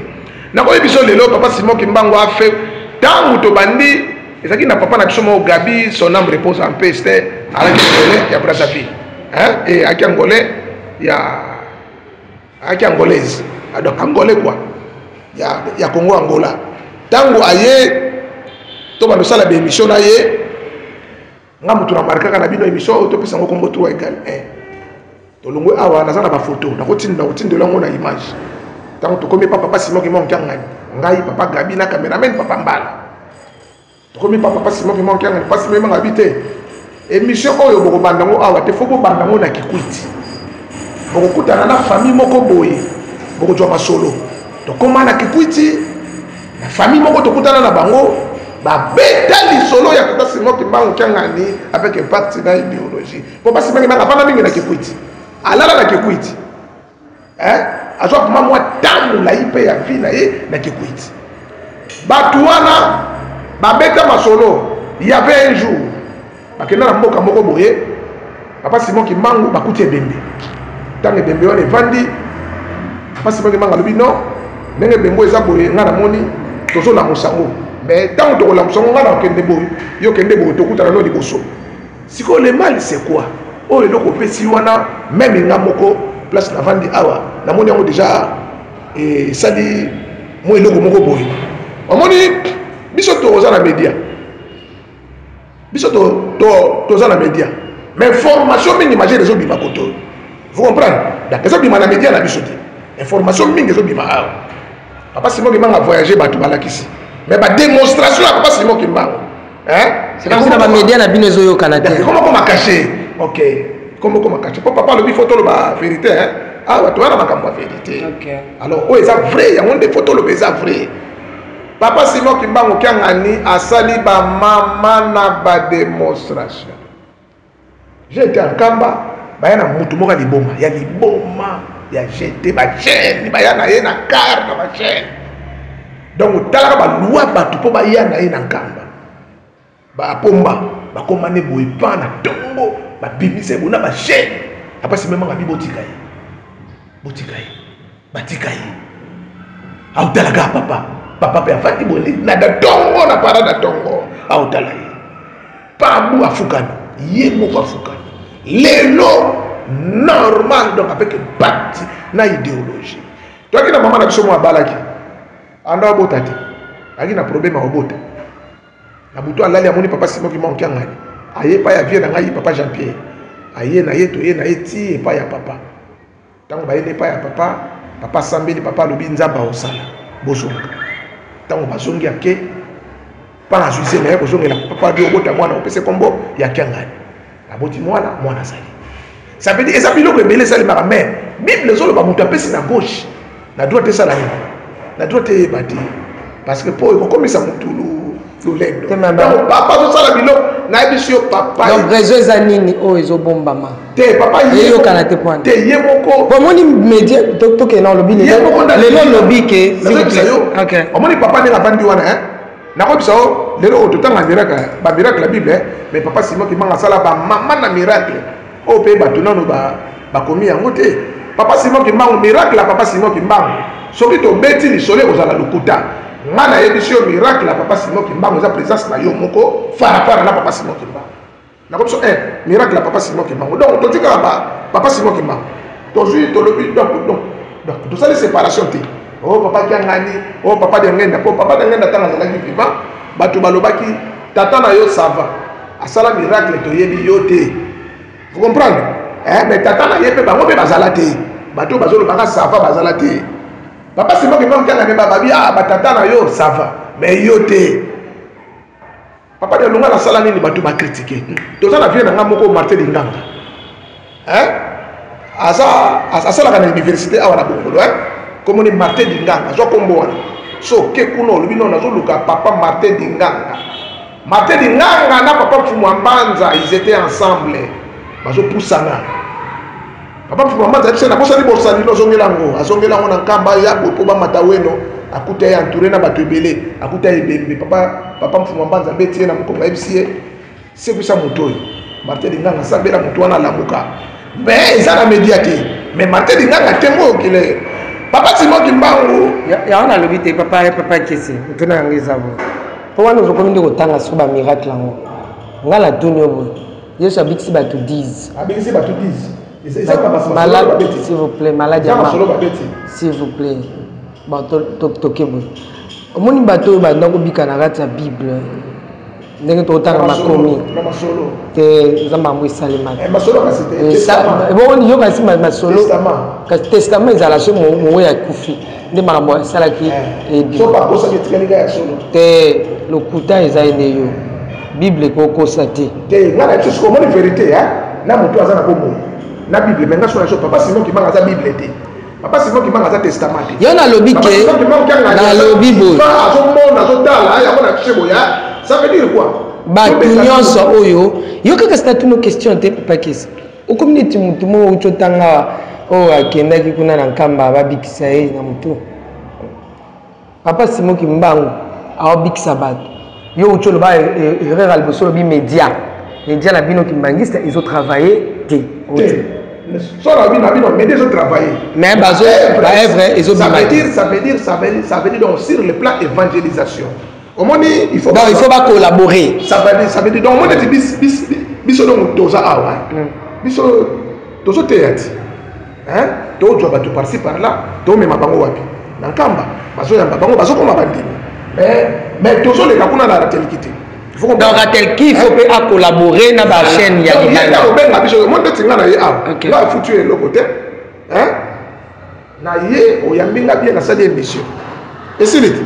Dans un système ya ratel kezake ba opesa bato mai vino ya bien bazobomba opportunité nde ezate ça veut dire sango ya tata Simon Kimbangu majèrement Donc, ratel qui a la image. Oui, ratel qui a la image. Ratel qui a la image. Mais tu as quand même petit. Mais on a le but à Tchaka, mais est-ce qu'il y a un raté? Ça veut dire quoi? Il ne faut pas distribuer. Pas par exemple, on a la chaîne Moussous. Si on a une image, il y a soda, papa Simon qui mbango a kufa na miso na ye. Dans le Bumbashi. Papa, si vous voulez, il ne faut pas les kisaka yango pour battre comprendre que les aboyés. Vous comprenez donc les faits sont les catés. Si vous avez beaucoup de personnes qui ont fait des choses, qui ont fait des choses, qui ont défendre, mais ça a l'image. Donc, à partir de l'image, voilà, et vous avez déjà défense à Moutouane. Donc, si je vous ai compris, au lobby qui est raté, qu'il faut collaborer dans ma chaîne, on a chaîne indépendante, va changer. Un espace, papa qui c'est le cas. Au moins, tu vas dire, il y a un qui il y a le but. Donc, ça veut dire comme dans l'opportunité, à côté, oui, ça l'andara, est-ce que moi et puis, on l'a mis dans maïna et gawana. Vous comprenez? Il y a un à l'obibo, papa Kessi. Ba miracle wana nyon surtout et Salim et Bombama. Ba olinga ko pesa ngo batu ba mona te ba découvrir te. Olobi awa ratelki sengeli a changé au peu manière na ye ya ko travailler à collaborer na batu là les uns et les autres. Okay. Voilà. Mais makambo ya pasi moki mbango esanini. Parce que dans la image nous soupé yo distribuer yango ba dupe wana basali kaka bongo ça veut dire comme ça makambo nzambe ça parti prité pour nzambe ça pona batu nyonso to vous comprendre hein nzambe ça pona batu nyonso to oyo moni awa même mondele wana tozo boudé vous comprenez hein même mondele wana tozo boudé hein nzambe ça na kosa mais ngala tuni na papa Kessi na kama ngala tuni na yo est-ce que histoire ya Kimbangu topé église kimbangiste le bat bamona kaka ba Congo nde baleki kuna est-ce que bato bandundu pe ba participer na parcours ya papa Simon Kimbangu est-ce que bato bandundu pe bazana histoire na papa Simon Kimbangu est-ce que makambo etali kimbangiste bato bandundu pe basimba papa Simon Kimbangu est-ce que bandima pe est-ce que bayebi pe histoire wana est-ce que bato bandundu pe bazana yo poza bato bandundu question pene bongina est-ce que na kimbangiste bozali to pe bozala kimia bozala na place de bino est-ce que boyebi pe histoire c'est ça moni église kimbangiste c'est ba Congo te hein église kimbangiste c'est ba Congo te sona meki na zonga nanu sima lelo oyo christianisme na ba juif hein na Israël wana soit disant hein na ba congolais awa batu baze beleza ba congolais awa ils ba juif wana te l'église kimbangiste so lelo oyo okende tina ba muchi donc la plupart la majorité ya bato ya muchi baza ba kimbangiste mais so to longwe awa to kena Kasangulu la plupart ya bato Kasangulu baza ba kimbangiste vous comprenez so ki peto keka atana ngene ya kamba okomona parce que ba Congo ba oyo baza ba véritable ba Congo baza ba kimbangiste baza muke hein ba Congo ba oyo balandi tata Simon Kimbangu baza muke ba oyo baza ba kimbangiste baza muke mais la majorité baza ba kimbangiste te omona ka atana ba nzinga ya kamba bato mingi baza ba kimbangiste te hein baza ba privé vous comprenez okay. Hein baza ba privé mais na participation ya église kimbangiste parce que église kimbangiste tant le longo kuna et na Kisasa hein tant papa ngenda aye na Kisasa awa aye awa azu décision ya kusala lingomba tant papa ngenda zala awa batu oyo balanda ye la majorité ce sont des gens de bande ce sont des donc la majorité ce sont des gens de bande batu oyo balanda papa ngenda et pe na nkamba ndenge nkamba esalema etongama 75% ya participation ils étaient les gens des bandes. Vous comprenez? Hein? Mais, ce que le lot n'a qu'à ça. Parce que papa Simon Kimbangu a donné à quel n'a qu'à ça. 20 ans et quelques mois il y a prisonnement dans Lubumbashi. Vous comprenez? Donc on a pas so le nom que bangasi baluba bazé belé ya kosakana. Donc so balobi basa misa baluba église ki manso mona keno ba Kongo ba bi mamuke. So ba bi basa misa batabandu oyo ya kimbangiste. D'abord Congo central, tout ça dans des districts. Tout ça dans Lukaya, na Cataracte, tout ça dans deux. Mais Bandundu, tout ça qui na 3 districts. Kwilu, Kwango, na Maindo. C'est que sortir tout dans nombre de villages. Bandundu a belé. Wana tout na Luka Kasaïté. C'est que banane baza populaire. Vous comprenez? C'est que toke siko na Kasai. Toke siko na Kisangani. Toke par-ci par-là. Ça veut dire que que non, côté où batu baza muke, batu baza mingi ndeza bato ba uti aye. So lelo ke na nkamba na minitu. So ke na nkamba. Ukuta. Bandundu. Aza na kana ye. Équateur. Donc ukuta tous les provinces à RDC na ba pays. Au moins moneta wana kaya Belgique. Wana kuneza kaya Paris. Wana kuneza kaya ya Hollande. Wana kuneza kaya Angleterre. Donc kabola siko donc bato nyonso tu wana baza ba Congo te. Donc baleki ba Congo na ebele. Donc bato ba pesa na ba Congo berte que non ezeki za ba Congo baleki te. Bima ba na quartier o to vandi oyo. Fuye ba Congo baza tuna bango basambela wapi. Baza bata ba catholique, bata ba protestant, batu ya ba binzami na bango kaka ndeti ba église na bango ya ba milimo wana. Baza ba kibangiste te. Batu nde batu importance eloko oyo eza batu bauti musika. Donc civilisation ebandaki kuna, mais côté civilisation ekendaki nde ezongisi retour avec impact. Vous voyez? Donc exactement que non, comme église salemaki na Congo central, mais ya ba Congo te, église universelle. Église universelle, ça église ya mutu nyonso. Ke na nkamba avec impact. Ba mindele bazaki kuna batombo be ba mindele za na nkamba lelo. Donc na nkamba batombo ya batabandu pesa ya ba Équateur za ya Kasai za ya wapi za na nkamba. Ya ba Sud Afrique za na nkamba. Donc cimetière za na nkamba batombo ya batobeli za na kati. Isaka ya est-ce que batwandu le bazana lisolo na papa simuma ya makasi ya sakana te ngai tango tokuta na papa simuma mbango kyangani papa yebisinga omoni bato nyonso to omoni ebele o eza ya pamba lobi omona bango te mais yoko kimate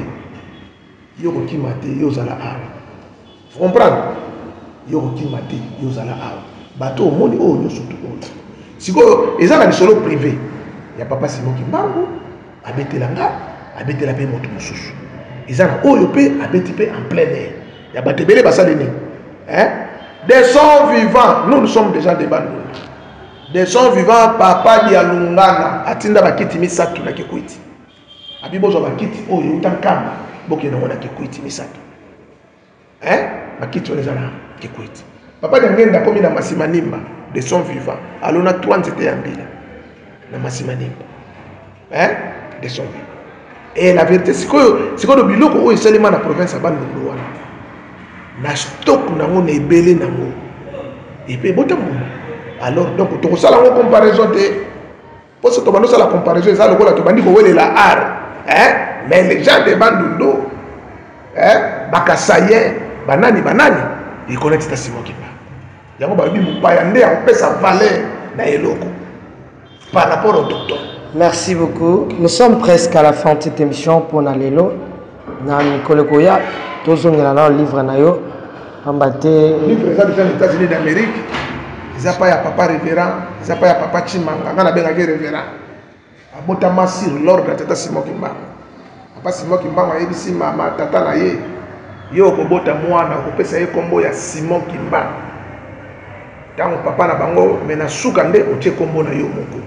Tango aboti papa Chimanga apesi ye kombo ya Simon Kimbanga na suka batie kombo ya Chimanga tata na ye. Kutu d'ailleurs na ndenge rappeler ngatinda ki message moko na pesa ye.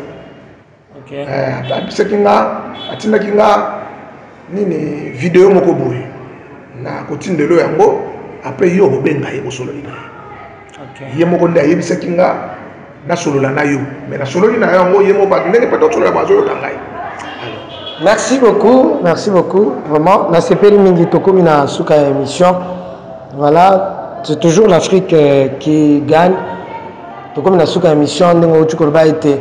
Obinga na yebe eza na groupe ya bande komoko tala batu balinga nzambe bazaya papa. Papa kesi batu balinga nzambe. Pe bino bosa misala bino mama bisusu bango bakasi misala bango zaka ovanda koyo. Obinga ngazaka boye ndeko mo pena benga ngal bana mama moni papa na biso yende roi ya Congo oboyo kaka roi ya Congo wana ye pona yango nga ma message tout on va nous pèse mama ngai na obana kotinda ipana yo ya yebite nge evangelisation na aka yango wana mona na ata bakei bakosonga nzela mosusu ezali te okita omata likolo pe se ya Simon Kimbangu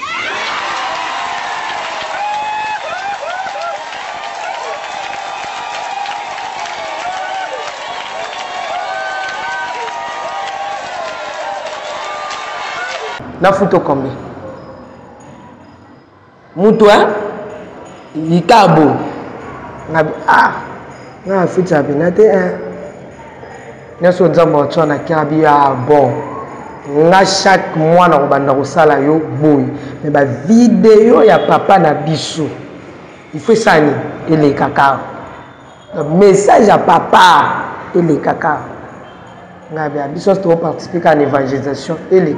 Au moins na betela ko vision mo na zo kati. Hein? Na expliquer ka yo.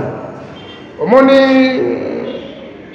parce que toute la vérité n'est pas bonne à dire, mais papa là na centre de cœur il faut que ça va trouver vérité oh yango eza vérité faut to yebisa bato ngaso na zo image na sala ka nini non tala no image oyo poto kolobela likambuko voilà même docteur Josquin P à Salango les gens no image oyo tala ngo to kolobela boye ozomona parce que na moni côté oyo facilité ya kolobela ko batata simo ke mangesani omoni nga so na lali pongi ba 2 heures déjà pongi silanga na miso soke sini ngore na banda boka pamba na mbeto na lamuka na zu bible na ndotanga bible na zu ba message ya papa na tie na zo landa so na ki message moko boye na luki verset na tangi so mama Tiffany ona ndina na poser na question après na répondre donc na zo yekola dijia ya momoni mutu moye tika ngai kimia izala kate boko poso lelo na bika ka ke no do na bayi na bayi ndepo na mutu parce que mutu ebeta ngaka makasi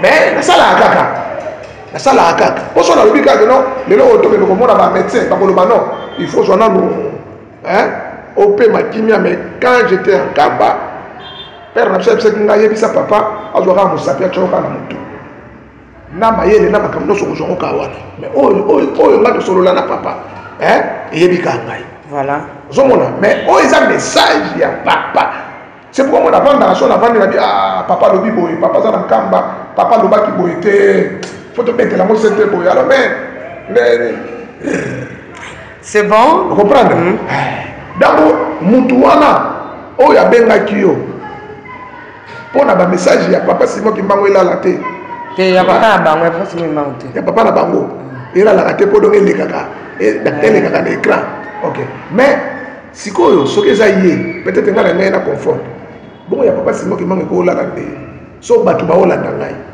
ya papa Simon Kimbangu ko olala te parce que mutu asali publicité ya capote ba futi yembo Bible pekisi boisson alcoolique mais bato basali publicité ya boisson alcoolique bazui mbongo faut comprendre bon si ko bato basala publicité ya makambo ya nzambe c'est de nzambe alali bino kovandi est-ce que bolali po même biloko oyo moni to kosalela awa toyaka ntango mosu omona ba mutu olande na vi te ke ya kotinda te ye pene ezalaka ke maman Tiffany na bango baolanda bémission nango donc maman ngam ko na su charge et puis ozoka message ya papa na bango ekomolamuka bato bakomoluka bayeba omoni bible abike maman ngam chaque fin du mois nga na kati autant mpona yo mais nga na wadotindoloka bamessage ya papa lekisaka yango omoni na lekisa soko biso tozala na nkamba te toza bakimbangi tolingani te so nakoyeba makambo ezoleka bamiracle papa osala kuna ndenge tolingani te oyebi osalaki nga mpasi moko makasi te tokata biso ka émission ata tolobi esalema te tokata émission te ça veut dire quoi omoni na Jacques chapitre 4 verset 17 eza motu mosusu aza na makanisi oyo mais azokoka kosala mo te mais ngai nayebisi asumuki parce que na Jacques chapitre 4 verset 17 elobi soki motu akanisi asala malamu soki asali yango te asali lisumu ça veut dire kotindi kovandaka wana osala deja lisumu mais soki motu aza na makanisi ya kosala mabe akosala tout asala yango kaka esimba mpo motema nesalami ekita mais malamu motu aza na makanisi ya kosala yango lobi na ntongo ebungi mpe abayele yango or kasali lisumu omoni nyonso tu oyo mokolo kaka motu akolala kaka kangi miso mpo ata tozozela bilaka liwa ezali mais ntango otelema bodeva nzambe nzambe akoyebisa ye ke eza boye nakoyebisa oyo nazwi exemple moko boye naza na garçon moko boye penepene na biso wana tovandaka na ye wana afutaka loyer ya église moko ya réveil ye moko oui azwa charge ya babiloko nyonso donc so ezaka problème passer ake wapi akepale mais eza na badifficulté mosusu mpe na église est-ce que bato wana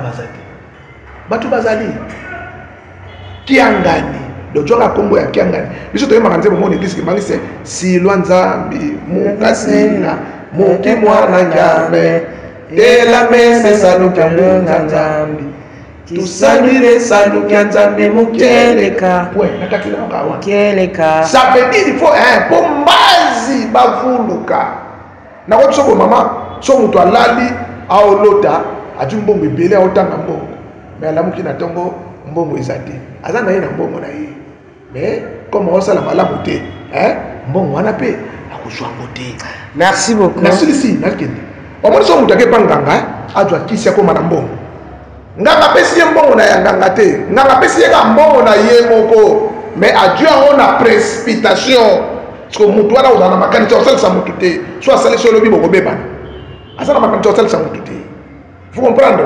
omoni parce que mponga na koya te boye naye koloba kene mama omoni nayeki bobo te nabayi kutu mpe na koloba su biloko wana te parce que moi batu mpe nde bandaki kobengabenga wana c'est faux quelle que soit difficulté biso kombata nsima bango tokoloba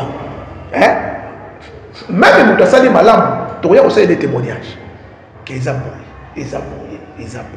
mais motu wana ngai na remercier obeti lisolo moi aussi te nzambe apambola ye nzambe apambolo mama mais un jour ekozala mpe bien tokutani boye ata na nkambo obetana nataka mwa makolo te aza ya ka na ye mosusu te mais aza na ka na ye mosusu oyo eza mboka na biso ti ngai nayebisi yo papa diangenda de son vivant afélicita église ya mormon église ya de saint de dernier jour ezaki église na ye te afélicitaki yango papa sinoki mbango tiangani ye mobeko biso tokosakana na banganga nzambe te azala ya protestant tokosakana na ye te nasabili fo topesa respect na moto bazobenga nganga nzambe bon soki ezalaki motu mosu akoloba bano te bokiala bango rien mama nanu ovandi penepene na papa sinoki mbango tiangani te tozalaki na mama kwankiadi mbuta kwankiadi na bunzoto boye grande sœur ya bapere so avandi na lupango namoni bamero bateka pondo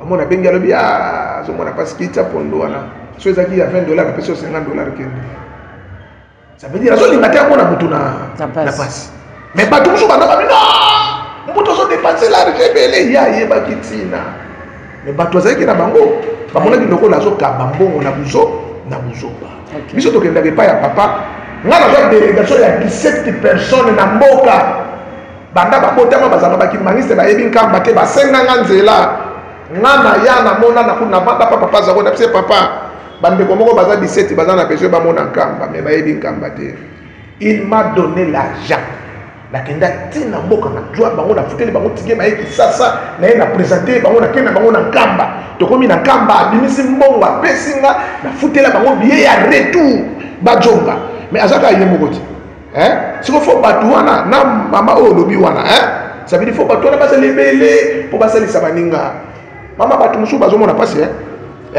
ya kosakana te moto mosusu abandaki na église bandate moni papa kese eza na bato mosusu ayeba te ke ndenge nakoparticipe na likambo Tout le monde peut te motiver de comment voir. Il y a au moins la participation dans les années à la émission. Dans le cours de la émission, le papa, qu'est-ce que c'est? Si tu participes à l'émission, tu participes. Pour ceux qui ont vraiment invité. Parce que papa, qu'est-ce que c'est? Les gens ont monté. Ou les canaux, comment passer mon bango à pesa rambo. Moutouté, papa Joseph. Yo, papa Jospin. Papa Jospin, vous tu y faut qu'il ne tine la ville. Na tchaka bina carburant. Attends avec ce pays YouTube et foutanga. Attends binomo. Na tchaka bina carburant dans la zubatu délégation pour qui tine la bureau na. Au sein de l'émission. Yo mo vous des amso yé. Ce sont des choses que nous devons dire. Oyé penja mo bengi yom to benginga. Là, on a un programme, il y a une mission. Je dormais parce que j'ai 2 mois en église dans la retraite. Je suis en salle de paiement. Mais au Bénin, pour papa, maman Lamuka. La montre est brisque. Il faut 6 heures du matin, papa, qui s'est déjà au Kananga. 6 heures. A Benin a pété mais 6 heures d'âme, la mission na pongi la muka photo ça l'émission. Et ça c'est émission au salon bagé et foutant. Or, ndé na zaboé. Ça peut pas émission. Non, mais la minute yo ndé na zaboé. Pardon, ça peut pas émission té. Il faut attendre le basolo to ça pas émission. Moi, ma baisse zéro pas transport. Oui, et je le fais mais je ne suis pas kimbangiste. Très bien. Tu vois, je ne suis pas dans la monde na ko to kambaté. Na monde na pe papa dé. Bon, les gens sont africains, parce que oui. Mais je le fais parce que nous avons besoin que l'histoire de l'Afrique et Panzana, tout ça. À 6 heures déjà du matin, je t'ai obligé à Rolamuka. Tu vois, dans le bien parce qu'il y a une telle volonté aux anangos. Na la qui nous torpesse ku to andenge toujours être les solo awa donc on 6 c'est qu'on faut bimala qui cop mon boyambo déjà benga depuis 9 heures mais na kia ngoté le roi papa qui servi to sana ma papa Simon je suis là je le fais pour moi to talabiso yom to talabiso qu'est-ce que tu peux faire au cours de la émission moi je partage non on va te fani na zui na salabo on ne peut pas dire tout ce que nous faisons. Il faut tout le baron pour encourager les bandits comme ça au bas Hollande. C'est un peu ça, papa, qui est vraiment la félicité le sous. Merci. Mais le papa qui est là, il vient comme ça bêtement pour la longueur de 5 heures pour aller au 5 minutes. Ça peut être comme la bien, mais il y a mon connaître, il allait surprendre. Il y a un balbosé, un balbalité. Aya rabo, il aime ça, il faut zone, il faut aller dans retour à voyer là. Donc toujours na comme moi, papa. Moni papa Simon Kimbango na 21 lobi mutu nyonso to a Rolandanga Kimbango na kotike pambate. Moni lelo oyo toza awa Mobutu na 58 akutana na papa Dangenda. Papa Dangenda alaka kaka oza mukonzi. Mobutu aki kimbangiste te. Tozaki lelo na papa Valère Bangituka. Akutana na papa Simon Kimbango. Lelo kwa sali lelo tala honneur le 6 avril. C'est la société civile à Valère Bangituka. Na ebisio tant on a eu pétition pour signer pétition pour un accord Rwanda, na 700 personnes il y a pétition dans Zana Yango. Tu vois la plus ou moins na fin qui bangiste. Les restes on a pas qui bangiste pas tout mais les 6 avril. Oh, dans la pétition je peux venir pas donc avec ça ici. Ça va tozer la on a mission goya il bana suka to comme na. Il basuka na pesimbote na bande kono so baza oyo baza na souci émission oyo. Et puis, on partage avec papa Doris na Suisse, papa Révérend Chimanganzambe à l'Ataye pour na Bukuwana ici la paix bandeko basé belé. Surtout le bito bando pesa moko to kemulai to pesa mbote la batu bazana Europe, Asie, Afrique, Océanie. Précisément na papa Simon Kimangoja. Yémen.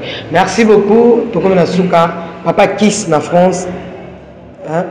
Il y a eu yango papa Jean Becken na Londres, il y a eu yango Bazaï Belé, Nekab, Ndekoro Moko, maman Betty Kokelea, je t'aime beaucoup, papa Guy Labala, maman Lauriane, et oui, Nanaël Sacré Eden, Tiffany, princesse de l'éternel, Labala, Zamba Pambolayo, Hervé Yomo, Bana Nyon, surtout à Salvation Ministry, Nalingibino Ming. Ndebo et tout côté de Mikolezuya.